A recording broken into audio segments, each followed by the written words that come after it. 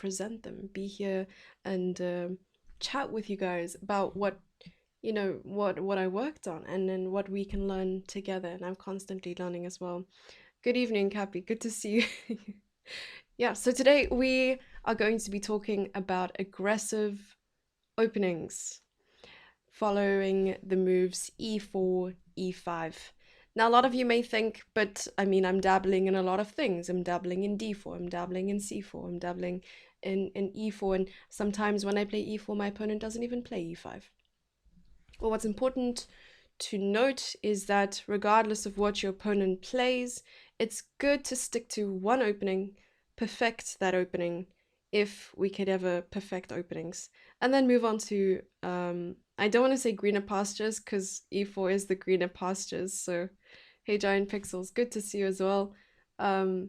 So yeah, we're going to discuss some aggressive openings. So we have the King's Gambit, what else do we have? We have the Danish Gambit, Vienna. What was the opening's name though? I know there was the Vienna opening, but some variation, the folk beer. I forgot to save the name, but I think it's folk beer variation that I have counted a few times. So go something like e4, e5, knight c3, knight f6, f4. And as black, I'm pretty sure that's not pleasant if you don't know what you're doing, but it's quite aggressive with the white pieces, and I like it. And at some stage, if we get to it, I also want to talk about the Scotch Gambit, one of my personal favorites, but of course you can have your opinion as well. You can have your opinion. The Grand Prix, it's not really the Grand Prix. So Grand Prix would be e4, c5, and this is e4, e5, knight c3, f4. So that's the whole point. Hello guys, hello. Hey Dave, good to see you as well. All right, and then the Scotch Gambit, and maybe we'll get into the fried liver if we have some time. But close to the end, I've prepared a game where Hikaru played in 2005, and he played this this opening that I think Carlsen also recently played with e4, e5, queen h5. But enough teasing, it's time to jump straight into it. And the first game we're going to take a look at is Adolf Andersen versus Lionel, or Lionel, depending on how you want to pronounce his name. We always have such fun pronouncing names on stream. Adelbert. I think this guy has like 6 names, to be honest with you. I'm going to scroll up. Hopefully you can see a bit of it. No? No. Okay. So his name is Lionel Adelbert Vagratian Felix something else that I can't see. Yeah, I can't see his whole name. But it must be nice to have more than 4 names. I only have 3. And it's normal to have 2, so that's pretty cool. Yeah, Jessie, Nikki, February the 1st, Duchess of the Couch, Lionel. Is it Lionel or there's Lionel? It depends on how you prefer to pronounce it in either case. Hey Amadeus and String Dog, good to see you guys in the chat. There's something else family, amazing family history. Okay, so we have the King's Gambit. This is also named, I almost said Game of the Century, but it's an immortal game. And let's begin.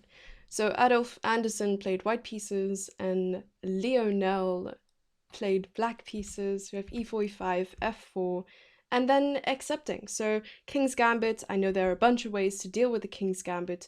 There's accepting. I played this in 2015 at the University Championship, and my opponent I knew for sure played the King's Gambit.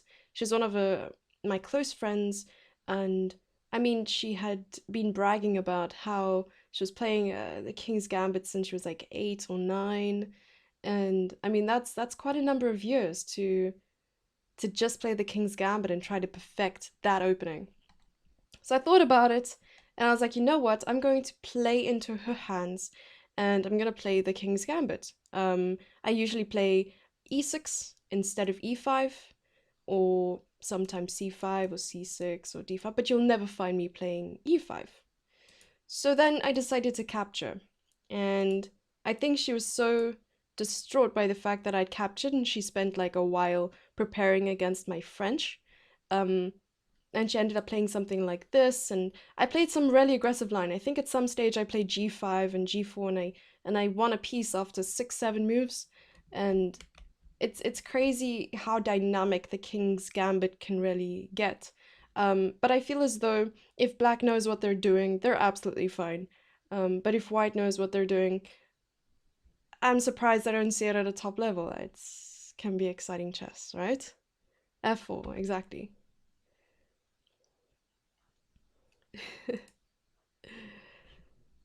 Not the bung cloud. Yeah. Today we will not be discussing the bung cloud, even though we've seen Nakamura try it out against good old Jeffrey in the St. Louis Blitz and Rapid event. But we will not be taking a look at the bung cloud today, unfortunately. I've had some bad experiences on stream playing against the bung cloud, you know, against viewers and subs and so on. And I must say it's a little unsettling. But I know that Magnus Carlsen also commented in an article. Who was asking questions? I think it was Jennifer Shahadi who was asking questions, and he ended up answering that had it been him playing against Hikaru Nakamura, he would have played King E7, and after Hikaru plays King E1, plays King E8, and we would have gotten a no castling variation. So that's really funny. All right, so accepting knight f3 was played and g5. And all I'm thinking about, oh, this was not played. Wait, I'm lying to you. Bishop c4 was played. All I have in my mind right now, I'm thinking about a game I wanted to take a look at where Alexander Alekhine played, and he had given the notes on the game himself.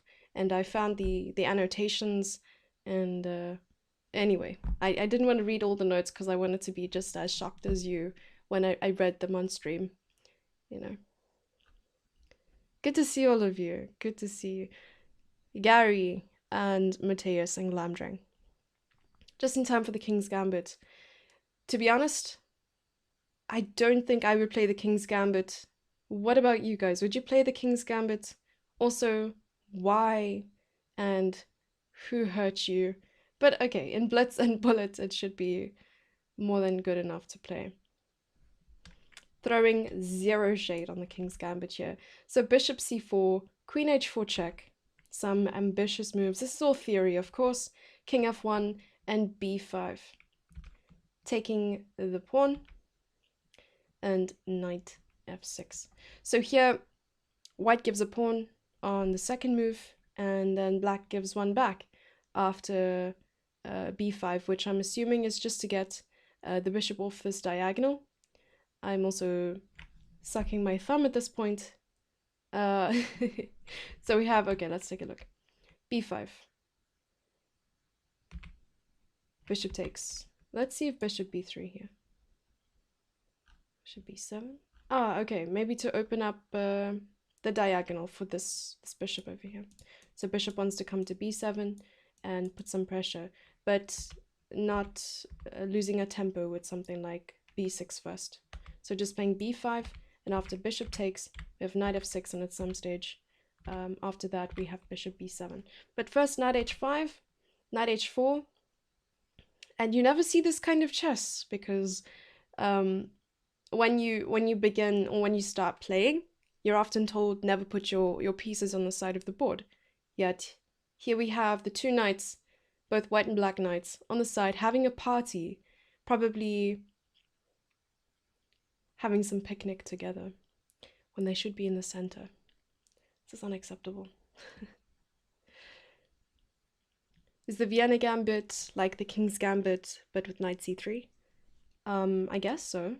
That is the Folkbier variation that we will be seeing a little later on. Yeah. Lee Chess Chris, good to see you. What does a picnic mean in chess? I haven't heard this term before. a picnic. Um, when you're not doing anything productive and you end up just sitting there and looking at the view. That's what having a picnic means in chess. Pretty much. I'm not from Australia, I'm actually from South Africa. Yeah. Close though, super close. Playing on the edge. It's too early for those jokes, Cappy. Is that the Lee chess emote? My goodness. Yeah, super nice surprise, you see? I've split myself in three. Talk show host or participant.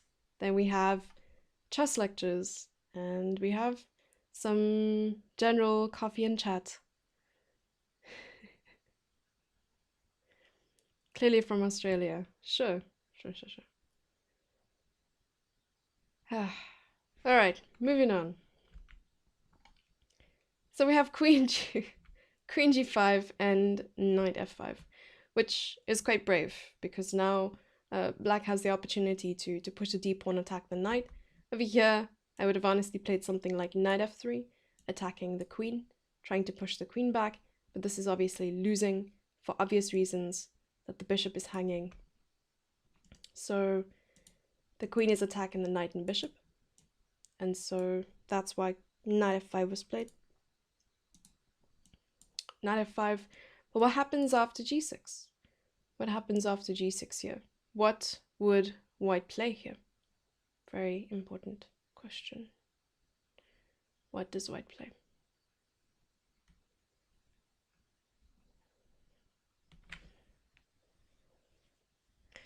Amadeus, we don't answer questions like that here, obviously. Hey Dirk here, good to see you. Not supposed to give away my location, String Dog. It's actually very secret. Yeah. I'm not from Perth, I promise. I'm from Melbourne.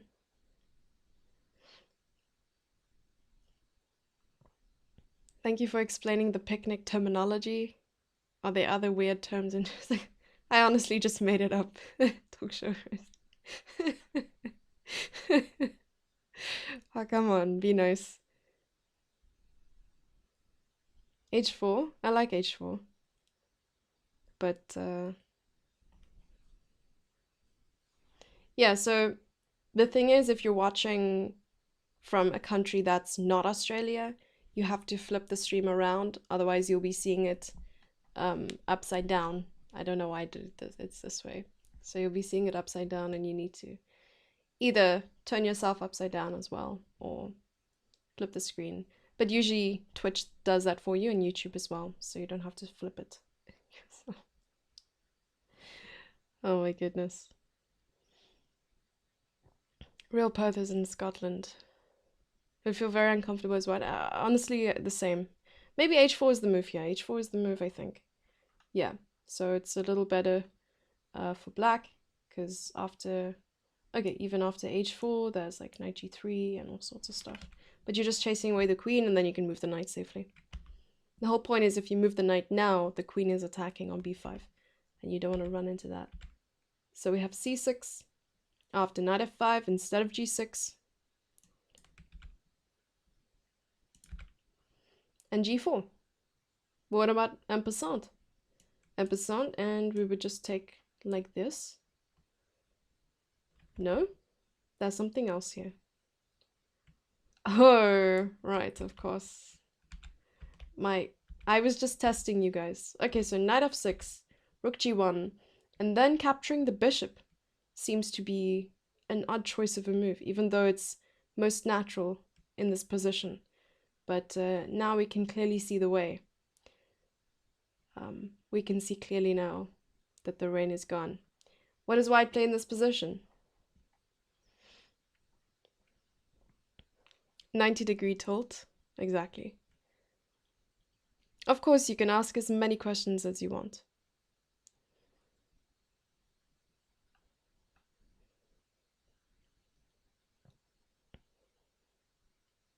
Thanks, Amadeus. I mean, Mateus, sorry. Mateus.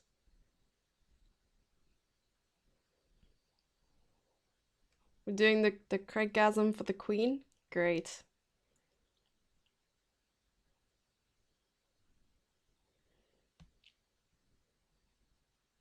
And lose gloriously. Well, Anoop, the thing is, the more you play, the more you realize what kind of mistakes you're making. And if you go back, almost any chess platform that you're playing on is going to give you some analysis on the game that you've played, and you can see what mistakes you've made. So, rather focus on that. And tactics are important. Great teaching opportunity. Seems good.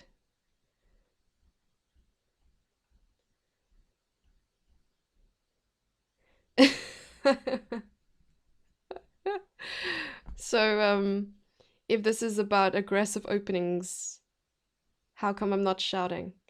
Very good question, actually. So, I have a story time. In preparation for the stream, there was some graphics made, so like some pictures just to promote the stream, etc. And one of the marketers or the graphic designers, they posted the photos for the stream, and someone said, can you make it look more aggressive and more like wow? So they literally just changed the font color from like blue to red, and I was like, whoa, now I seem satanic. That's great. So if I'm teaching aggressive openings, I should be raising my voice, but I don't think you guys are ready for that. So put your volume down, and in about 30 seconds, I'll start raising my voice. Is that all right? Great. Great, great, great. I've trained my whole life for this moment. Hey, Polko. Okay, so we have this, and h4 is obviously the move here, because we found an opportunity to trap the queen. Rule number 1. Never develop your queen early unless you have a plan, unless you're recapturing something in the center and they can't attack your queen. This is why the Scandinavian, and that's all she wrote. So h4, just attacking the queen, potentially trapping the queen. So queen g6 and h5, queen comes back. And of course over here, white is just going to go after this pawn on f4. Knight g8. And it seems strange, but knight g8 over here is... Okay. Knight g8 is just making way for the queen, or like making a path for the queen to retreat. So that's good. Then we have bishop takes f4. And queen f6. Knight c3, just developing. Bishop c5. There are some notes upcoming. So here bishop c5 seems logical as well. It's just putting pressure on the rook on g1, and knight d5 threatening knight c7 and the queen. Then we have queen takes b2. Bishop d6 was a blunder. How was this a blunder? How was this a blunder? Question mark. We need to know the truth. You're naturally aggressive. Thank you. Really appreciate it. Yeah, Planty influence. Yep, Planty's black. Oh my gosh.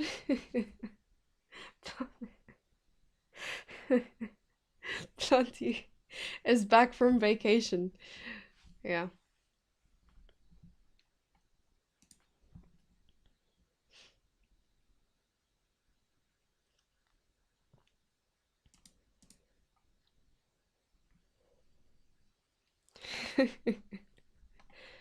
Black leaves. Exactly. So I was thinking about this as well. But then I think king e2 can be played. And now, I mean, there are multiple threats. There's threats of rook takes queen. There's threats of knight g7. Then the king will just have to move. But there's mate. So there's something like bishop c7 mate. So black has to be careful. So I don't think taking there is the correct... definitely better for black. Actually, what move should be made here? Takes? No. This is the move that was made. Bishop takes g1 was made. But okay, after taking here, king e2. You can't take. You can take like this first. Knight takes. Wait, you can't take there. What's the move? There's something here for black, right? Wait, what? Oh, it makes sense, because here you're just trying to stop the knight from capturing on g7, and you can't see properly. Okay, capturing the knight on the pawn on g7, but then the queen is just covering that square. So it's just important to keep the queen on that diagonal. So what's the move? This is the Adolf Andersen game. Didn't realize until now. Glandring knows more than I do. Yes, this is the Adolf Andersen game played in 19... Let's hope we got the we even got the century wrong. It's 1851. 1851.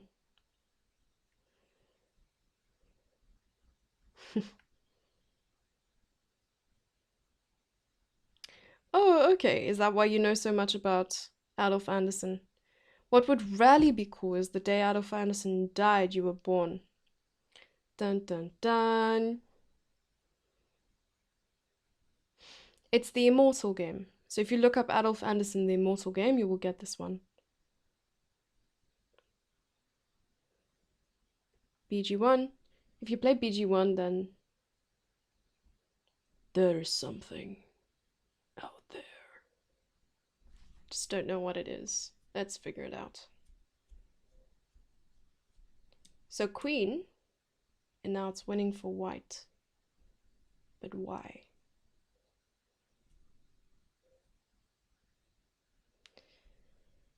Yes, so this is what we said, right? Queen is removed from the diagonal, but if bishop takes, I think it's also good for white because of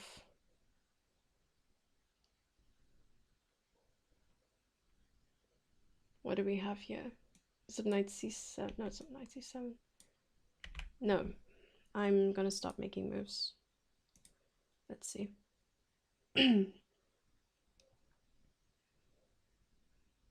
c3?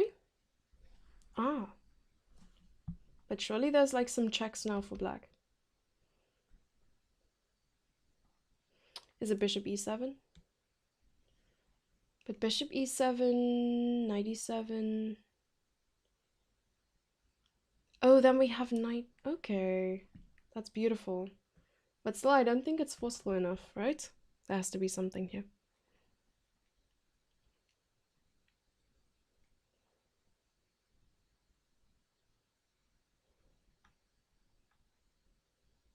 Is that how you say his surname?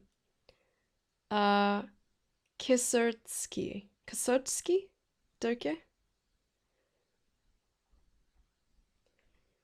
Oh, you played e5 at some moment, blocking the queen. Okay, then e5, because now there's no immediate check, which is nice, because c3 and there's a check. d4 and bishop takes d4, so e5 seems logical. But here instead, his opponent just made it easy for him. So after... It was bishop g1, yeah. It is from this move that black's defeat stems. Wilhelm Steinitz suggested in 1879 that a better move would have been queen a1, likely moves to follow are king e2, queen b2, right, so queen b2, king d2, and bishop g1. So what was suggested by Wilhelm Steinitz was this, king e2, queen b2, and king d2, bishop g1.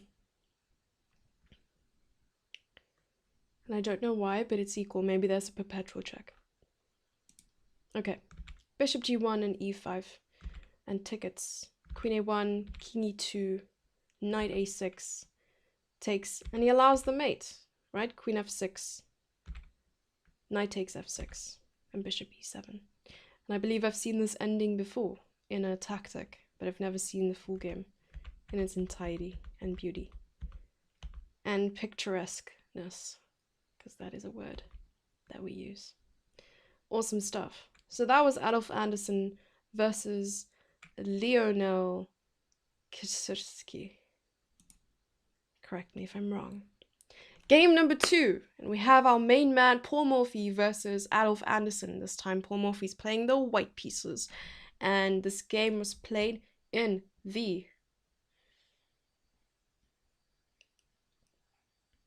in 1858, and the game was labeled "Keep your eye on the Paul," not the ball, the Paul. But that is some classic labeling right there. Tickets. Yeah, it's something we say. You don't say that?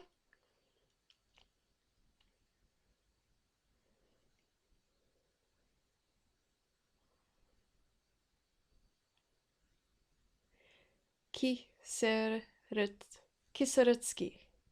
Dirkie, did I do justice? Kieseritzky. Also rolls off the tongue. I like it. Was it bishop e7? Yeah, it was bishop e7. On the Paul Morphy. Not the Paul.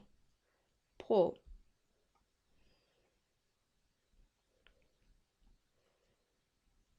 Tickets, please. Yeah, I think in a different context, at least, just because. Thank you, Dirkie.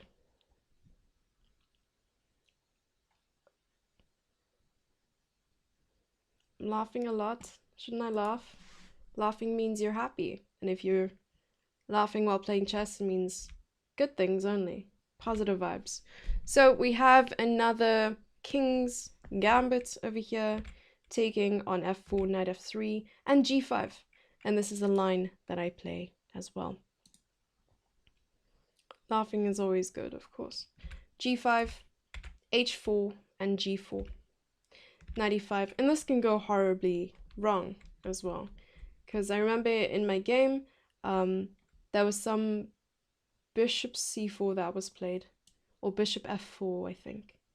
And it must have ended 5 years ago, and I'm trying to remember a game. This is not going to go down well. Okay, so knight e5 and capturing the pawn back on g4, and black then captures the pawn on e4, knight g3, forking the bishop and the rook, and bishop takes f4. Knight takes h1. What is happening here? Queen e2, queen e7, and knight f6 check. Okay. Then we have king d1. What happens next? What would you guys play in this position? I'm going to stop right here. White to move. What would you play?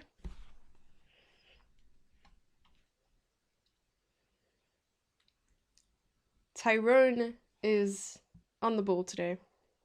On the pole today.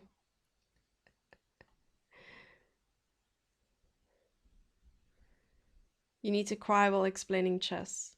Oh, then you have to play this.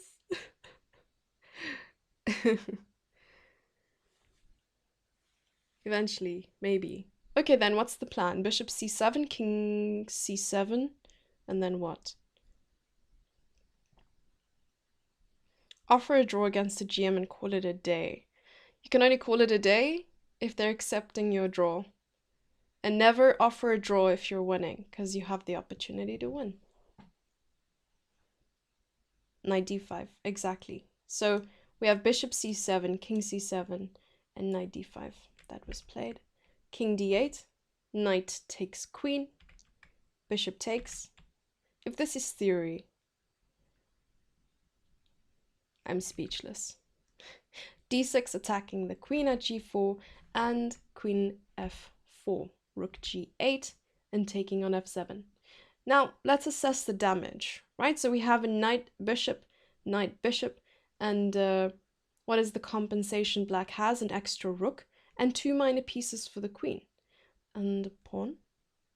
And white has a pawn, an extra pawn as well. And a rook and 2 pieces would usually be seen as, you know, superior compensation for the material lost. But here, I think black is just so severely underdeveloped, and the king is not safe at all. And the pieces are just not coordinated because they are underdeveloped, that it's equal. Or maybe even slightly better for black, but mostly equal. Bishop takes h4, getting the pawn back. And here, oh, white is still a pawn up. Okay, rook e8, knight a3. And again, another picnic on the side of the board. Instead, queen g4. You wanted to play queen g4 in that position, but the bishop is still attacking. Ah, queen g4. What did you want to play instead of queen g4, knight d5? Queen e5 and then queen h2. Ah. Queen e5.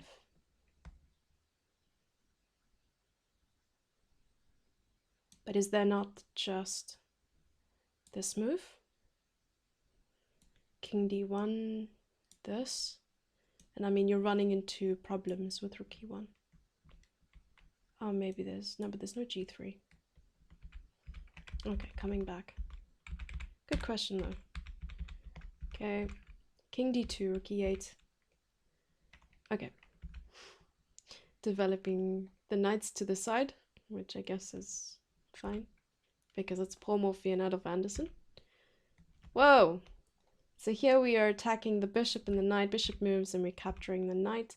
They're taking on b2, regaining the piece. So we play check first. King moves.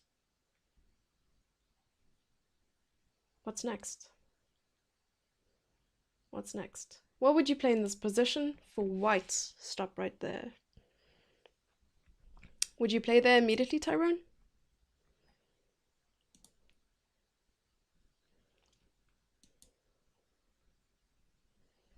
If you play there immediately, can black just move the king away?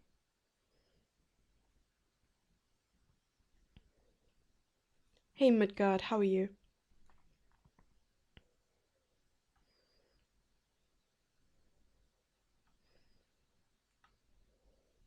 Just like people walking away from explosions, we have people walking away from draws. Because if you offer a draw and you're in a better position, would you not end up regretting not having played it out? I get that you could have been tired or hungry, but you'll never get that half a point back. Do a stream in a Russian accent. Trust Russian chess coaches the most. You'll have to wait for tomorrow morning's Streamly Chess, Chris, unfortunately.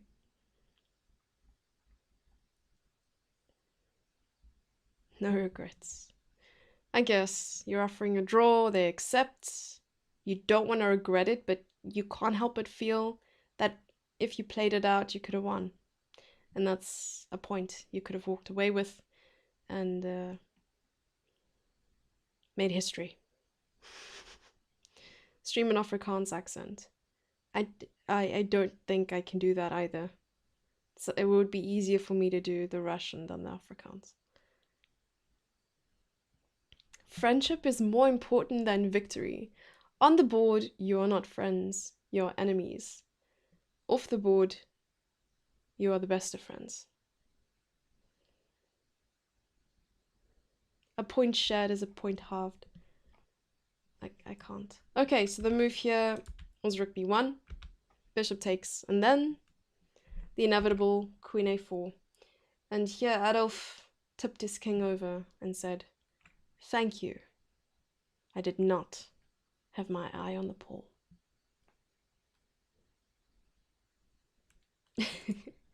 Okay, so that is that game over there. The next one we have is Boris Spassky versus Robert James Fischer. And I really wanted to see this because it is also their first encounter in 1960. Yes, I got the date right. So 1960, they had their first OTB meeting Of course, they were not playing online chess in 1960 or via correspondence, mail, or anything like that. They met over the board for the first time. So this is going to be really exciting. We have Boris Spassky playing the white pieces, and Bobby, good old Bobby, playing black.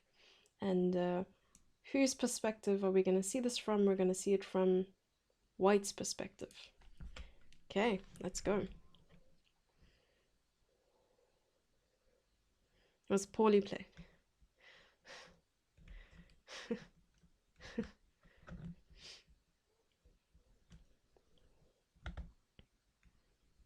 He would really say thank you? No. No. Next move. Okay. So e4, e5, f4. So we have another King's Gambit. And I just saw this like list of King's Gambit games, and I was looking at the titles and what they were about and all of that. And mostly what stood out were the players playing it. Because if you take two legendary players, and this is not even the World Championship, because the World Championship match that happened between Boris Spassky and Robert James Fischer was in 1972. And if you guys watch the movie Pawn Sacrifice, as well as documentaries on Bobby Fischer's life, such as Bobby Fischer Against the World, there was another one. I just can't remember what the name of the documentary was, but really explains his character and how it's insane. But I don't want to spoil too much. If you haven't watched the movies and you haven't read about the world champion match, I even have a few books on the match itself. You have to check it out. In 1972, the first game he even fell for like a beginner's trap, and it was like, wow, okay. Scholar's trap rather than beginners. f4, taking on f4, knight f3, g5, h4. So we have the exact same variation as previously played. Then we have knight e5, knight f6, and d4. And that's where it differs. We have d6, knight d3, and knight takes e4. And here it looks incredibly dangerous because White's king is still in the center. White is also 2 pawns down. Black has all 8 of his pawns, and 2 of them are in White's territory. Why would you allow something like this? But Boris clearly wasn't fazed by this. Searching for Bobby Fischer. Searching for Bobby Fischer is actually about the life of Josh Waitzkin. Has nothing at all to do with Bobby Fischer, although he does speak about Bobby Fischer from time to time in the movie. The Finding Nemo of chess.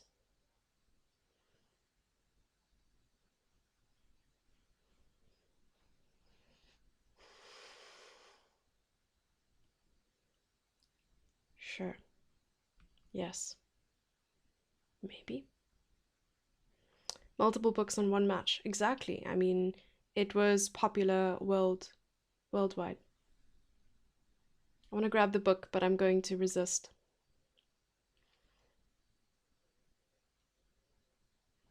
Alrighty, so we have knight takes e4 and bishop takes f4, gaining 1 pawn back. And here, I guess the pawn on g4 is just so far advanced and not supported at all yet by a move like h5 or f5 that it could indeed be in danger very soon. So knight takes, pawn takes, protecting the d4 pawn, quite like that. Bishop e2, attacking the g4 pawn, and now capturing on d4. So let's see what happens if he captures here. Bishop takes, and now White is no longer able to castle. So probably that is why he decided to not capture back and just castle immediately. And what's nice about this is potentially the rooks are very soon to be connected, and this rook has a semi-open file on f and puts pressure on the f7 pawn there. Okay, knight c6, and bishop takes g4, exactly what we were referring to earlier about the pawn being very weak. But also h4, I'm a little concerned about h4, because what happens if queen takes h4? What happens? So bishop takes c8, rook takes c8, and queen g4, protecting the h4 pawn. f5, ambition strikes, queen g3, keeping the pressure on this file, because even though the bishop is there, it's still good to put pressure on that bishop, because behind that bishop is the king, and that is a weak point. So of course, after that, you'll just want to pile pressure with bishop h6 and bring the knight in eventually with knight f4, knight e6. So let's see what happens here. We have taking on c3, rook e1, king h1, king h8, king h1, and rook g8, which is a nice counter from black's end. So Bobby just removed his king from the file and put his rook there instead. Bishop takes d6, yum yum, and bishop e5 check. We have knight takes, queen takes, and rook g7. Why not bishop g7? What happens if bishop g7?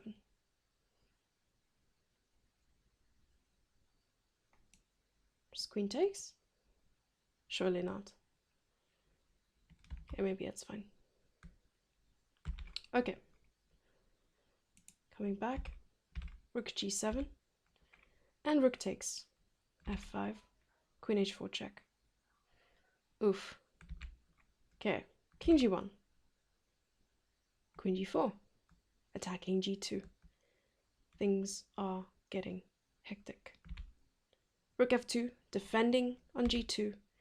Then we have bishop e7. Rook e5, rook e4, right? Queen g5. Queen d4. Rook f8. Oof.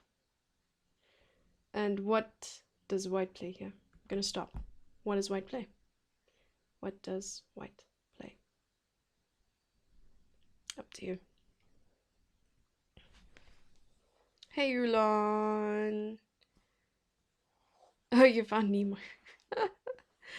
Good one. That's a good one.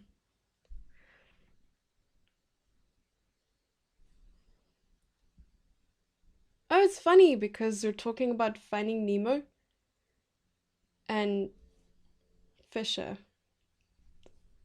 That was a bad, I take it back. I take it all back. Take it back.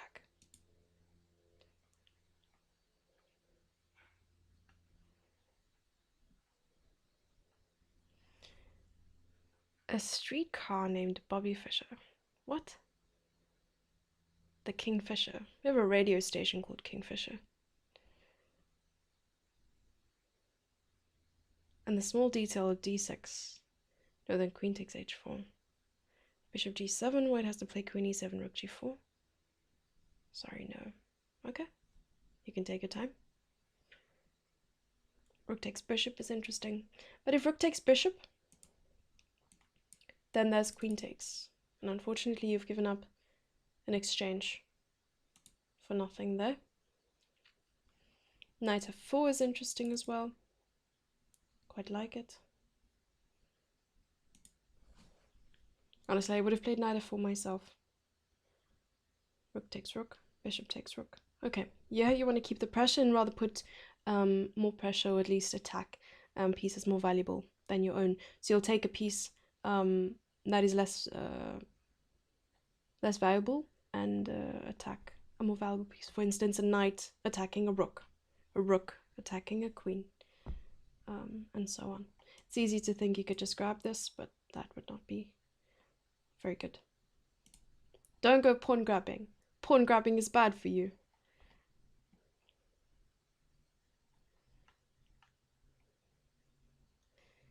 Heroes of Might and Magic 3. No, not at all. I don't actually know what any of that is, so I need to be educated in the world of gaming. Still fairly new to everything.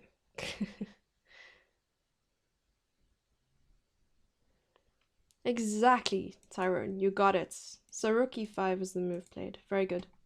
Rook e5 and rook d8, countering the queen. Is it good? Is it good to play such moves?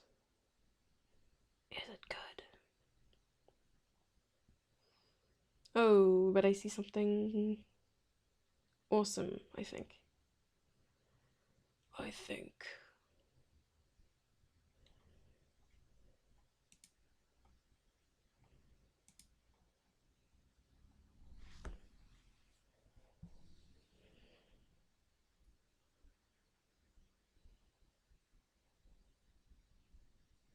Apparently not. This is what I was looking at as well. But apparently it's just equal now with like this and this. Because, okay, it's equal. And it will be a draw. But there's something here. Because the back rank is incredibly weak. And you can just move your queen and renew the threat with rook takes here. Rook e8. So if here takes and rook e8, then there's just rook g8. And we're losing. So queen e4, I was not meant to reveal the move, but okay. Queen e4 was the move, the move that was made. And here you're threatening bishop e7 as well as rook takes queen. Queen e4, queen h4, rook f4, and resigns. So it's all about going after the queen here. The queen was a huge problem. I think it was in the previous game as well, where Adolf was just going for, was it Adolf that we were looking at? Was just going for the queen that was on, or that had developed quite early on the king side, and we're seeing something very similar here as well. And now that the queen cannot go anywhere defending the bishop or allowing there to be a second defender on the bishop, he's going to lose the bishop next move. And yeah, but good job, Taran. Is that the conclusion?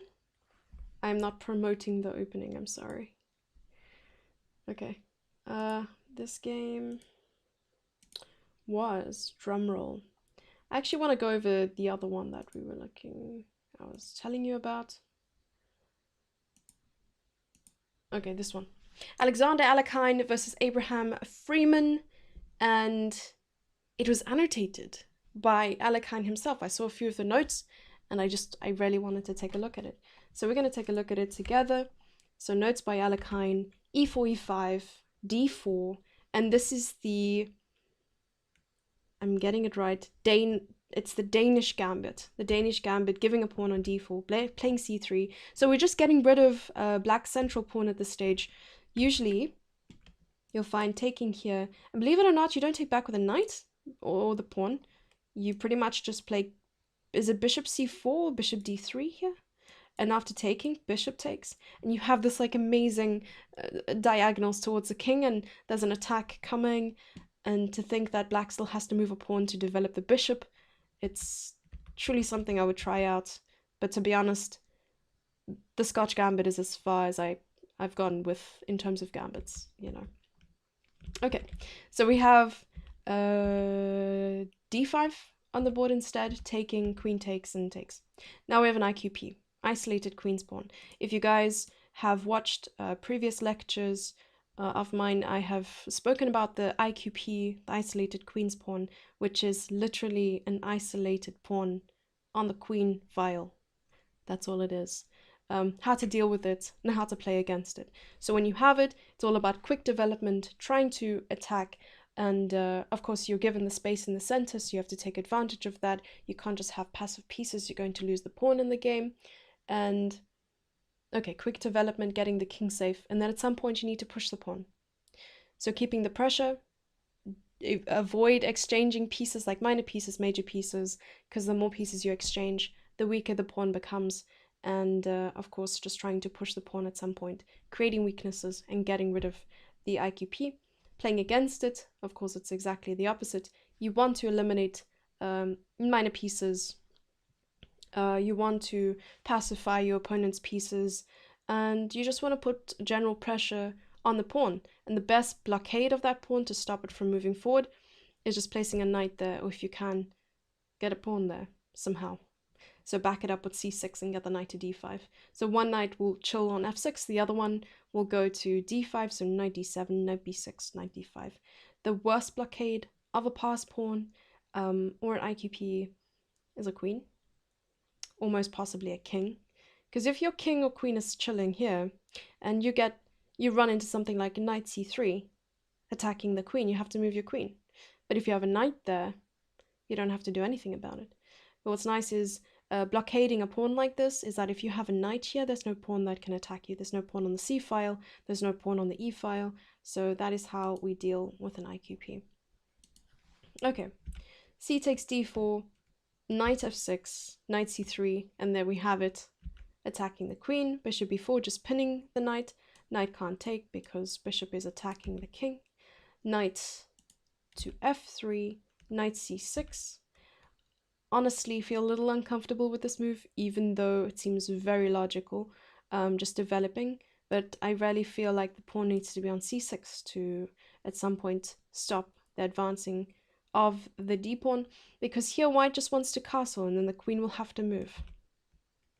Castle, castle. Okay, he decides to take, and it's no longer an isolated pawn. So all of those rules go out the window. But I'm missing some annotation here. Okay. I think I got so caught up. So in this position already, Alekhine says, doubtless the best defense, permitting black to obtain an even game. Okay, then we have queen takes d5. But here knight f6 is even better. What? So knight f6 in this position, he says is better, right? And then we reach this position. Bishop takes c3.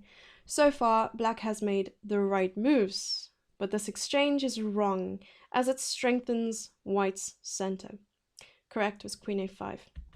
So rather, instead of allowing the pawns to be connected in the center, better was a5, because here after taking, you're strengthening the center. This is no longer a worry, and now the only isolated pawn is on the a file, which isn't as much of a concern. You would much rather worry about your pawns in the middle of the board than on the flank.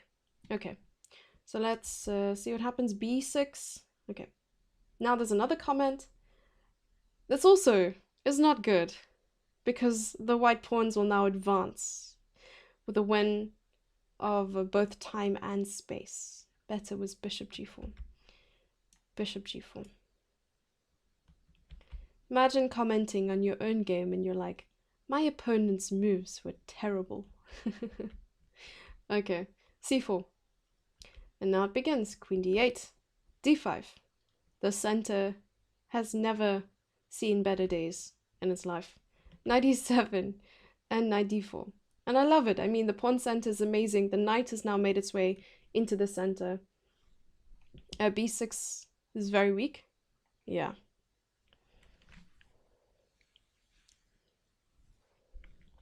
The Danish gambit is fun. You just keep forgetting to try it out. And Alapin Sicilian, save the pawn on c7. Ah, okay.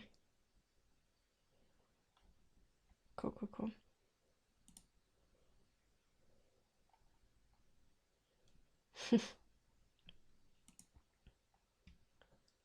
Okay, so knight d4, preventing an effective development of the black bishop on the diagonal h6, c1. h6, c1. Preventing an effective development of the black bishop.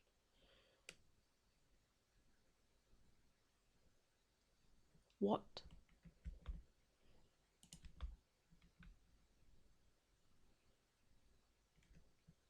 Does knight d4 do that? Okay, then we have bishop b7, just developing. Bishop b2. What I'm assuming here... What was he referring to? What was he referring to with this comment? Preventing an effective development of the black bishop on diagonal h6, c1. But to be honest, I thought that this is still fine to develop the bishop this way. Why is a gambit a gambit? Is there, and there are some risks involved when you play one? Sure, so gambit literally, in chess, means that you're giving up material in the beginning for compensation, such as a lead in development or like a quick lead in development. That would be referred to as tempo or tempi. Then we also have maybe just gaining control of the center or getting an attack really early. And that's why I played something like Scotch Gambit, because if your opponent doesn't know what they're doing, then you could have a very easy, quick game that plays itself. Nicely, Chess Chris. You favor activity over material. Clearly, been looking at our hashtag chess memes. Okay, so we have bishop b7, bishop b2, and c6. Attacking all the sources of danger here in the center. Black just wants to gain control. bishop f3, white says, no thank you. And after capturing rook e1, rook e8, queen d2, rook b8, and we've missed some comments, right? So after bishop b2, this is said. Simpler was bishop f3 or bishop g5. Okay, he's criticized his own moves here. So bishop g5, we were also saying, was a little bit better. Still, the idea of sacrificing the central pawn in order to increase the advantage in development was rather tempting. And that's exactly what Lichess Chris had said. Still, the idea of sacrificing the central pawn in order to increase an advantage in development was rather tempting. So, activity over material. Any day, all day, every day. Rook e8. Then we have, instead of queen d7, knight b5 was certainly not better.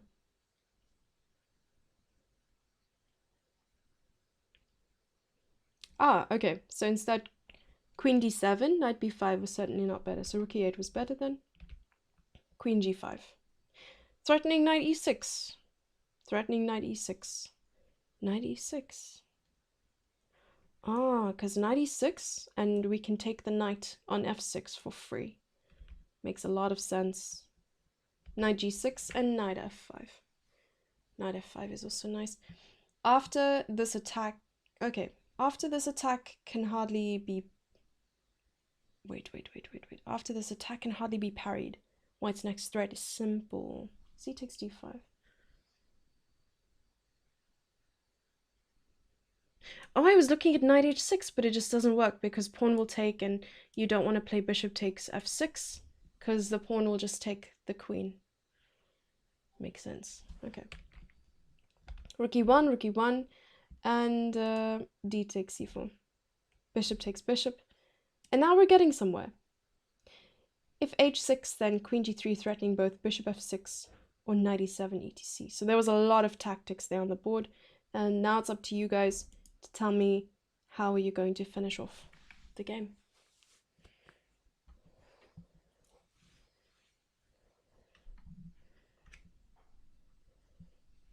Exposed.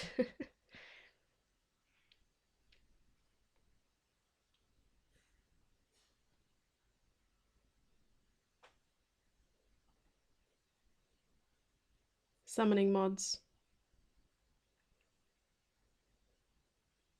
Great, you too, Raphael.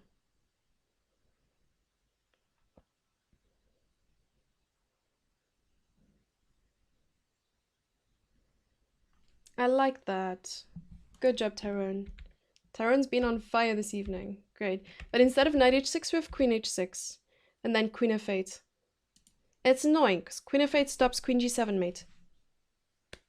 But.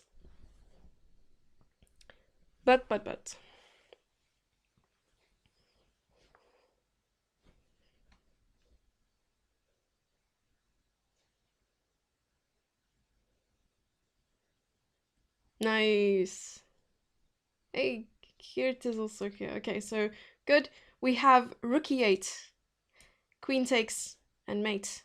Of course, these moves were not allowed, but after, not allowed on the board, of course. So after rook e8, he just resigned. And yeah, it's beautiful. It's beautiful. It's beautiful. Okay, I really want to fly through this game, but this was the Hikaru game versus Krishnan Sasikiran. 2005. They were both 2600. I don't know if I added notes on this game. Okay, it was just played in 2005. And this is what it looked like. So e4, e5, queen h5, knight c6. There was also a game in 2005 where after... It was e4, c5, queen h5, knight c6. Because if you play knight f6 in that position, and I think the game header had something... Well, what was written there? It was written Hikaru being punished for playing queen h5. I wanted to show this game, but it doesn't have anything to do with e4, e5. So... Oh no, I think knight f6 was played, but you'll find it in chess games, I think. Chessgames.com. Okay, e4, e5, queen h5, knight c6, bishop c4, threatening queen f7, This is referred to as the patsa opening or the disrespectful opening. I don't know how many names it has. Anyways, so we have g6, g6, queen f3, renewing the threat on f7, knight f6, knight e2, bishop g7, knight c3, d6, d3. These are all normal moves. Attacking the queen. This is why we don't develop our queen early. And queen g3, I'm sure this was a blitz game, bishop e6, and bishop g5, knight h5, h6. Bishop comes back. That queen is just looking so dangerous right now. Knight and d4. The king's not safe, but d4, queen e7. And I love this kind of chess. It's very dynamic. f3 is fine.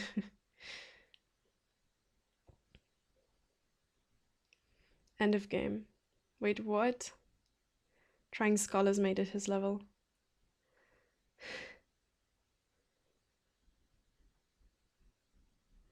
Not allowed to move. It just wasn't played. Not allowed on the board. Like, my wording was terrible. Sure. Okay. Oh my word. Long castle and knight f4. And now it looks completely normal, right? Not as normal as the bong cloud that was played not too long ago. Loved that as well. All for the content. Knight e2, bishop e5, h4, queen g7, rook h1, knight f6. And now just putting pressure on the knight. So there's some maneuvers that go on, and it continues. And we have rook attacking the pawn on g5. Knight goes in, and it looks all very natural, right? So rook retreats. I would think doubling up would happen, but I guess not. c4. And then there's just... Okay, but what I wanted to take a look at was just the opening moves, and now we have just some normal maneuvers and positional outplaying. His opponent was probably very angry and was like, no way, someone's gonna play this against me and get away with it.